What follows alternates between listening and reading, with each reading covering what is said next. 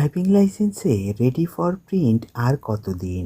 আমাকে অনেকেই এসএমএসের মাধ্যমে অথবা জানতে চাচ্ছেন ফোন করে যে এই সমস্যার সমাধান কবে হবে? আর কতদিন অপেক্ষা করতে হবে driving licence ready for print দেখতে দেখতে? তো আসলে এর কোনো নির্দিষ্ট তথ্য বিআরটিএ থেকে ক্লিয়ারভাবে পাওয়া যায়নি।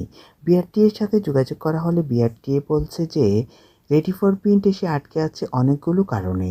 তার মধ্যে কিছু কারণ বলেছে, কিছু কারণ বলেনি। তার মধ্যে অন্যতম কারণগুলো হচ্ছে স্মার্ট কার্ডের প্রিন্টের সমস্যা।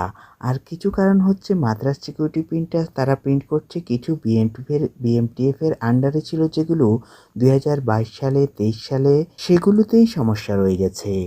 আর মাদ্রাজ সিকিউরিটি প্রিন্টার তারা তাদের মতো করে প্রিন্ট করে যাচ্ছে স্মার্ট কার্ড ড্রাইভিং লাইসেন্স। অনেকেই মাদ্রাজ সিকিউরিটির আন্ডারেও স্মার্ট কার্ড পেতে দেরি হচ্ছে, যেটা আগে 15-20 দিনে 1 মাসের মধ্যে পেয়ে যেতেন, এখন সেটা অনেক ক্ষেত্রে 2 মাস 3 মাসও সময় লাগছে, আবার কারো কারো ক্ষেত্রে 15-20 দিন 1 মাসের মধ্যেও পেয়ে যাচ্ছেন।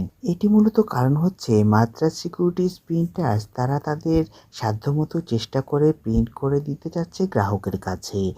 আর রেডি ফর প্রিন্ট এসে অনেকেই আটকে আছে, কারণ এদিকে মাদ্রাজ সিকিউরিটিজ প্রিন্টার বলতেছে আমরা আমাদের সিরিয়াল মেনটেন করেই smart card driving licence print করে পোস্ট অফিসের মাধ্যমে গ্রাহকের কাছে পৌঁছে দেওয়ার চেষ্টা করা হচ্ছে। এক্ষেত্রে মাদ্রাজ সিকিউরিটিজ প্রিন্টার্সের একজন কর্মচারী আমাকে নাম প্রকাশ না করা সত্ত্বে বলেন যে তারা তাদের সাধ্যমতো কার্ডগুলো প্রিন্ট করে যাচ্ছেন। আর আগে যেটি ছিল যে হঠাৎ করে তাদের স্মার্ট কার্ডের সমস্যা দেখা দিয়েছিল, অর্থাৎ তাদের স্মার্ট কার্ডে শেষ হয়ে গিয়েছিল।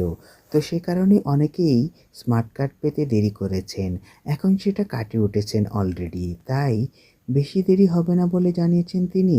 আর আস্তে আস্তে সব স্মার্ট কার্ডই গ্রাহকের হাতে পৌঁছে দেওয়া হবে বলে তিনি জানিয়েছেন।